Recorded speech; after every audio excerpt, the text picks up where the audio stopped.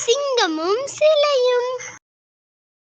ஒரு நாள் ராமு தன்னுடைய சிங்கத்தை அழைத்துக் கொண்டு காட்டு பகுதிக்கு தேன் எடுப்பதற்காக சென்று கொண்டிருந்தார். செல்லும் வழியில் தங்களில் யார் அதிக வீரமுள்ளவர்கள் என்பதை பற்றி சிங்கமும் ராமுவும் பேசிக்கொண்டு சென்றனர்.